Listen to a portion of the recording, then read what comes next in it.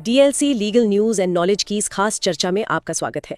आज हम सर्वोच्च न्यायालय के एक बहुत ही कह सकते हैं पेचीदा और महत्वपूर्ण फैसले को समझने की कोशिश करेंगे। सुखपाल सिंह खेरा बनाम पंजाब राज्य। और ये मामला वाकई बहुत दिलचस्प है।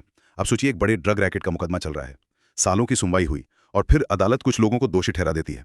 तो लगता है कि कहानी खत्म है ना। बिल्कुल, फैसला आ गया मतलब केस खत्म। लेकिन तभी जज साहब उसी दिन मतलब फैसला सुनाने के ठीक बाद एक और व्यक्ति को समन भेज देते हैं। एक ऐसा व्यक्ति जिसका नाम चार्जशीट में था ही नहीं, और कहते हैं अब तुम्हारा ट्रायल होगा। ये तो ऐसा हुआ जैसे फिल्म खत्म हो गई, क्रेडिट्स रोल होने लगे और डायरेक्टर अचानक चिल्लाए, रुको रुको, क्लाइमैक्स में एक और विलन है। क्या अदालत ऐसा कर सकती है? मतलब मुकदमा खत्म होने के बाद भी किसी नए व्यक्ति को इसमें घसीटा जा सकता है? यही वो बड़ा सवाल है जो इस केस के केंद्र में था। हमारे पास इस मामले पर सुप्रीम कोर्ट का पूरा फैसला है और उसके कुछ विश्लेषण भी हैं।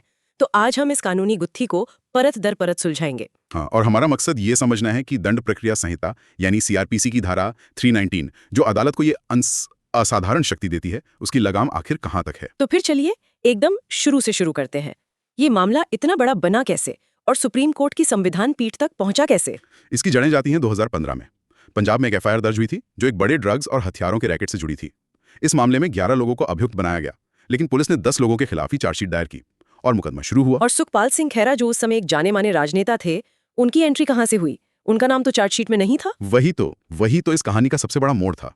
देखिए, मुकदमे के दौरान कुछ गवाहों से दोबारा पूछताछ हुई और इस बार उन्होंने कुछ और लोगों के नाम उगल दिए, जिनमें सुखपाल सिंह खेरा का नाम भी शामिल था। अच्छा, बस यहीं से मामले ने एक सनसनीखेज मोड़ ले लिया। समझ गए। तो अभियोजन पक्ष मतलब प्रोसिक्यूशन ने इस मौके का फायदा उठाया होगा। बिल्कुल, उन्होंने तुरंत सीआरपीसी की धारा 319 के तहत एक अर्जी डाल दी कि इन नए लोगों को भी मुकदमे में शामिल किया जाए। अब यहाँ से तारीखों का खेल बहुत जरूरी हो जाता है। 31 अक्टूबर 2017। 31 अक्टूबर 2017। ठीक है। इस तारीख को सेशंस कोर्ट ने मुख्य मुकदमे में 9 अभियुक्तों को दोषी ठहराया और एक को बरी कर दिया। और फिर उसी दिन वो हुआ जिसका जिक्र हम शुरू में कर रहे थे। ठीक उसी दिन दोष सिद्धि का फैसला सुनाने के बाद अदालत ने धारा 319 वाली अर्जी पर सुनवाई की और उसे मंजूर कर लिया। सुखपाल सिंह खेरा समेत 5 और लोगों को अतिरिक्त अभियुक्त के तौर पर समन जारी हो गए। यहीं पर सारा कानूनी विवाद खड़ा हो गया होगा। जी। खेरा और बाकी लोगों का तर्क तो सीधा था, जिस मुकदमे के आधार पर हमें बुलाया जा रहा है वो तो खत्म हो चुका है, फैसला तो आ गया। एकदम सही।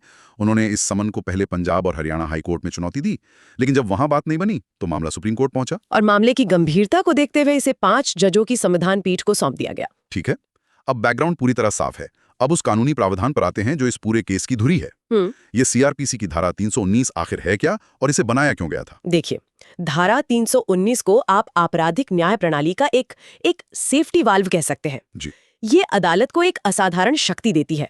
इसका सार ये है कि अगर किसी जांच या मुकदमे के दौरान गवाही या सबूतों से अदालत को लगता है कि कोई ऐसा व्यक्ति भी इस अपराध में शामिल है जिस पर मुकदमा नहीं चल रहा, तो अदालत उसे भी कटघरे में खड़ा कर सकती है। मतलब अगर पुलिस की जांच में कोई चूक हो गई हो या कोई प्रभावशाली व्यक्ति अपना नाम चार्जशीट से हटवाने में कामयाब हो गया हो, लेकिन गवाही में उसका नाम आ जाए, तो अदालत उसे बख्शेगी नहीं। बिल्कुल, इसके पीछे का सिद्धांत है कि कोई भी दोषी सिर्फ इसलिए नहीं बचना चाहिए क्योंकि उसका नाम शुरू में एफआईआर या चार्जशीट में नहीं था। न्याय का तकाजा यही है कि हर अपराधी को सजा मिले। लेकिन इस शक्ति के इस्तेमाल पर एक शर्त है और सारा झगड़ा उसी शर्त को लेकर है। जांच या मुकदमे के दौरान? हाँ, यहीं पर वकीलों के बीच बहस की तलवारें खिंची होंगी। आपने बिल्कुल सही नब्ज पकड़ी है। खेरा के वकीलों का मुख्य तर्क यही था कि जैसे ही ट्रायल कोर्ट ने दोष सिद्धि का फैसला सुनाया, मुकदमे का दौरान वाला चरण समाप्त हो गया। उसके बाद अदालत फंक्टस ऑफिशियो हो जाती है। फंक्टस ऑफिशियो मतलब उस मामले में उसका काम पूरा हो गया। अब वो 319 की शक्ति इस्तेमाल नहीं कर सकती। दूसरी तरफ सरकार का पक्ष क्या था? उनका कहना होगा कि ये तो बस एक तकनीकी बात है, असल न्याय तो होना चाहिए। हाँ, उनका तर्क था कि मुकदमा पूरी तरह से तब खत्म होता है जब सजा सुना दी जाती है, सिर्फ दोष सिद्धि के फैसले से नहीं। और अगर सबूत किसी की तरफ इशारा कर रहे हैं तो उसे सिर्फ इस आधार पर नहीं छोड़ा जा सकता कि समन का आदेश कुछ घंटे लेट हो गया। इसे एक प्रक्रियात्मक अनियमितता माना जाना चाहिए, न कि न्याय का गला घोटने वाला कोई नियम। तो इस पूरी बहस को सुलझाने के लिए सुप्रीम कोर्ट ने कुछ बुनियादी सवाल तय किए होंगे। हाँ, संविधान पीठ ने 3 मुख्य सवालों पर ध्यान केंद्रित किया। पहला, क्या ट्रायल कोर्ट अभियुक्तों को दोषी ठहराने के बाद लेकिन सजा सुनाने से पहले नए अभियुक्त को समन कर सकता है? दूसरा, अगर कुछ अभियुक्त फरार हैं और उनका मुकदमा अलग कर दिया गया है, तो क्या मुख्य मुकदमे के सबूतों के आधार पर फरार वाले मामले में किसी नए व्यक्ति को बुलाया जा सकता है? और तीसरा, इस शक्ति का इस्तेमाल करने के लिए सही प्रक्रिया और दिशा निर्देश क्या होने चाहिए? चलिए, तो अब आते हैं सुप्रीम कोर्ट के जवाबों पर। पहले और सबसे बड़े सवाल पर उन्होंने क्या कहा?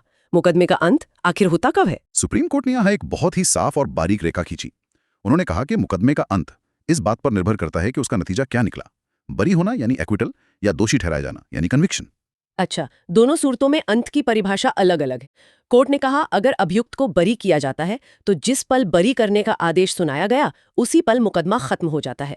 उस केस में धारा 319 की शक्ति का इस्तेमाल बरी करने का आदेश सुनाने से पहले ही करना होगा। बस उसके बाद कोई गुंजाइश नहीं है। कोई गुंजाइश नहीं। और अगर अभियुक्त को दोषी ठहराया जाता है, जैसा कि खैरा के मामले में हुआ था, तो यहाँ कहानी बदल जाती है। सुप्रीम कोर्ट ने सीआरपीसी की धारा 235 का हवाला दिया। धारा 235(2) ये कहती है कि दोष सिद्धि के बाद जज को सजा के सवाल पर अभियुक्त को सुनना होता है और फिर कानून के मुताबिक सजा सुनानी होती है। कोर्ट ने कहा कि यह सजा सुनाने की जो प्रक्रिया है वो भी मुकदमे का ही एक अभिन्न अंग है, ये कोई अलग कार्यवाही नहीं है। इसका मतलब दोष सिद्धि के फैसले और सजा सुनाने के बीच का जो वक्त है वो मुकदमे के दौरान ही गिना जाएगा। ये तो बहुत ही अहम व्याख्या है। बिल्कुल। और इसी तर्क के आधार पर कोर्ट इस नतीजे पर पहुंचा कि दोष सिद्धि के मामले में मुकदमा तब खत्म होता है जब सजा सुनाई जाती है। इसलिए धारा 319 के तहत किसी नए अभियुक्त को बुलाने की शक्ति का इस्तेमाल सजा सुनाए जाने से पहले किसी भी समय किया जा सकता है। लेकिन यहाँ एक सवाल उठता है, क्या ये एक तरह की तकनीकी खामी पर बहुत ज्यादा जोर देना नहीं है? मान लीजिए सबूत बहुत मजबूत है लेकिन जज ने पहले सजा सुना दी और फिर 5 मिनट बाद समन का आदेश दिया, तो क्या सिर्फ इस टाइमिंग की वजह से एक संभावित अपराधी बच निकलेगा? क्या ये न्याय के मूल सिद्धांत के खिलाफ नहीं है? ये एक बहुत ही वाजिब सवाल है और इसी पर कोर्ट में भी जिराई हुई होगी। लेकिन सुप्रीम कोर्ट ने यहाँ प्रक्रियात्मक निष्पक्षता, जिसे प्रोसीजरल फेयरनेस कहते हैं, उसको बहुत महत्व दिया है। उनका मानना है कि कानून द्वारा स्थापित प्रक्रिया ही न्याय की गारंटी है। अगर हम थोड़ा इधर उधर करने की छूट देने लगेंगे तो इस शक्ति के दुरुपयोग का दरवाजा खुल जाएगा। एक तयशुदा कट ऑफ पॉइंट होना जरूरी है ताकि हर किसी को पता हो कि नियम क्या है। एक लक्ष्मण रेखा। हाँ, इसलिए उन्होंने एक लक्ष्मण रेखा खींच दी सजा सुनाने से पहले। ठीक है, ये तर्क समझ में आता है। तो खैरा के केस में इसका मतलब ये हुआ कि अगर समन का आदेश सजा सुनाने से पहले दिया गया था तो वो कानूनी तौर पर सही था। सही। सुप्रीम कोर्ट ने कहा कि अगर दोष सिद्धि और समन के आदेश एक ही दिन दिए गए हैं तो हर मामले के तथ्यों को देखना होगा कि कौन सा आदेश पहले आया। समन का आदेश हमेशा मुकदमे के समापन से पहले ही आना चाहिए। ये तो पहले सवाल का बहुत ही स्पष्ट जवाब हो गया। अब दूसरे सवाल पर आते हैं। आपने फरार अभियुक्तों के अलग मुकदमे या बाइफर्केटेड ट्रायल की बात की थी, इसका इस केस से क्या लेना देना था? कई बार क्या होता है कि बड़े मामलों में कुछ अभियुक्त पकड़ लिए जाते हैं और कुछ फरार हो जाते हैं। अदालत सबका इंतजार नहीं कर सकती, इसलिए वो फरार लोगों का मामला अलग कर देती है, जिसे स्प्लिट अप केस कहते हैं, और जो मौजूद हैं उनका मुकदमा चलाती है।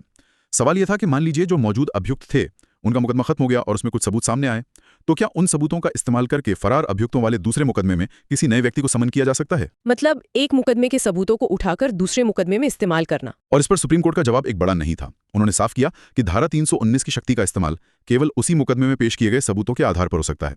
आप एक खत्म हो चुके मुकदमे की फाइल से सबूत निकालकर दूसरे चल रहे मुकदमे में किसी को समन नहीं कर सकते। यानी हर मुकदमा में आप में एक अलग दुनिया है जिसके सबूत उसी की सीमाओं में बंधे हैं।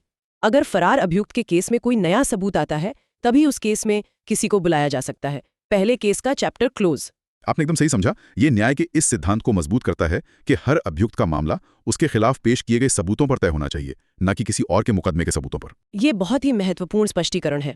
और फिर कोर्ट ने कुछ दिशा निर्देश भी दिए जो शायद इस फैसले का सबसे व्यावहारिक हिस्सा है।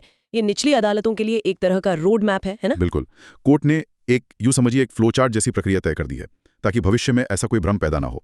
पहला कदम, अगर मुकदमे के दौरान सबूत किसी नए व्यक्ति की तरफ इशारा करते हैं तो अदालत को मुख्य मुकदमे की कार्यवाही को वहीं रोक देना चाहिए। एक पॉज बटन दबाना होगा। रुककर पहले ये तय करो कि नए व्यक्ति को बुलाना है या नहीं, आगे मत बढ़ो। ठीक है। दूसरा कदम, अदालत पहले इस बात पर फैसला करेगी कि समन जारी करना न्याय के हित में है या नहीं, और एक आदेश पारित करेगी। और यह आदेश, जैसा हमने चर्चा की, बरी करने का आदेश या सजा सुनाने से पहले ही होना चाहिए। ठीक है, मान लीजिए कोर्ट ने समन करने का फैसला कर लिया, अब आगे क्या? तीसरा कदम, अब अदालत के पास दो विकल्प हैं। वो ये तय करेगी कि नए अभियुक्त का मुकदमा पुराने अभियुक्तों के साथ मिलाकर चलाया जाए, जिसे जॉइंट ट्रायल कहते हैं, या फिर उसका मुकदमा बिल्कुल अलग से चले, यानी सेपरेट ट्रायल। और अगर जॉइंट ट्रायल का फैसला होता है तो यहाँ एक बहुत बड़ा पेच है ना, क्योंकि नया अभियुक्त तो आधी पिक्चर छूट जाने के बाद आया है, उसके साथ निष्पक्ष सुनवाई कैसे होगी? बहुत बड़ा पेच है और सुप्रीम कोर्ट ने इसी का हल निकाला है। धारा 319(4) कहती है कि जब भी किसी नए व्यक्ति को बुलाया जाता है तो उसके संबंध में कार्रवाई नए सिरे से यानी डी नोवो शुरू होगी और गवाहों को फिर से सुना जाएगा। डी नोवो ट्रायल यानी पूरा मुकदमा शून्य से शुरू होगा। ऐसा नहीं कि पुराने गवाहों को बस क्रॉस एग्जामिनेशन के लिए बुला लिया। बिल्कुल, उनकी मुख्य गवाही मतलब एग्जामिनेशन इन चीफ वो भी दोबारा होगी। ये उस नए अभियुक्त के निष्पक्ष सुनवाई के अधिकार को सुनिश्चित करने के लिए बेहद जरूरी है। वो हर गवाह को शुरू से सुनेगा और अपने वकील के जरिए उनसे जिरह करेगा। लेकिन इसका व्यावहारिक पक्ष सोचिए। इसका मतलब तो मुकदमे में सालों की देरी हो सकती है। जो गवाह पहले गवाही दे चुके हैं उन्हें फिर से बुलाना, फिर से वही सब दोहराना, न्याय व्यवस्था पर इसका कितना बोझ पड़ेगा? आपका सवाल 100% जायज है। ये क्लासिक दुविधा है। Justice hurried is justice buried बनाम justice delayed is justice denied. Supreme Court ने यहाँ निष्पक्षता को गति से ऊपर रखा है। उनका मानना है कि किसी व्यक्ति को बिना पूरी सुनवाई का मौका दिए सजा देना ज्यादा बड़ा अन्याय है, भले ही इसमें कुछ देर हो जाए। और अगर कोर्ट अलग ट्रायल का फैसला करता है तब तो कोई दिक्कत नहीं है? हाँ, तब स्थिति सीधी है। कोर्ट पहले से चल रहे मुख्य मुकदमे को उसके अंजाम तक पहुंचा सकता है, सजा सुनाकर या बरी करके, और फिर नए अभियुक्त के खिलाफ बिल्कुल फ्रेश मुकदमा शुरू कर सकता है। ये तो बहुत ही तार्किक और व्यवस्थित प्रक्रिया है। सुप्रीम कोर्ट ने हर संभावित स्थिति के बारे में सोचा है। एक और छोटी लेकिन महत्वपूर्ण बात, कोर्ट ने कहा कि अगर मामला अंतिम बहस के बाद फैसला सुनाने के लिए सुरक्षित रख लिया गया है और तब जज को लगता है कि किसी को समन करना है, तो उन्हें सीधे फैसला नहीं बदलना चाहिए। उन्हें मामले को री हियरिंग यानी दोबारा सुनवाई के लिए लगाना चाहिए, दोनों पक्षों को सुनना चाहिए और फिर यही प्रक्रिया अपनानी चाहिए। तो कुल मिलाकर इस फैसले ने धारा 319 के इस्तेमाल को लेकर समय, तरीके और प्रक्रिया की सारी धुन साफ कर दी। हाँ, ये एक ऐतिहासिक फैसला है जो अदालत की शक्ति और अभियुक्त के अधिकारों के बीच एक बहुत ही सुंदर संतुलन बनाता है। एक आखिरी सवाल जो मेरे मन में आ रहा है, अब तो सीआरपीसी की जगह नया भारतीय नागरिक सुरक्षा संहिता 2023 यानी BNSS लागू होने वाला है, तो क्या ये फैसला अप्रासंगिक हो जाएगा? ये एक बेहतरीन सवाल है। अच्छी खबर यह है कि BNSS में जो प्रावधान सीआरपीसी की धारा 319 की जगह ले रहा है वो है धारा 356, और इसके मूल सार में कोई बदलाव नहीं किया गया है। भाषा को थोड़ा आधुनिक किया गया है, लेकिन सिद्धांत और शक्ति वही है। इसका मतलब सुखपाल सिंह खेरा मामले में सुप्रीम कोर्ट द्वारा स्थापित किए गए ये सारे सिद्धांत और दिशा निर्देश BNSS की धारा 356 पर भी हूबहू लागू होंगे। बिल्कुल, इसीलिए यह फैसला आने वाले कई दशकों तक हमारी आपराधिक न्याय प्रणाली का मार्गदर्शन करता रहेगा। ये सुनिश्चित करता है कि न्याय की खोज में कोई दोषी छूट न जाए, लेकिन साथ ही प्रक्रिया की पवित्रता से कोई समझौता भी ना हो।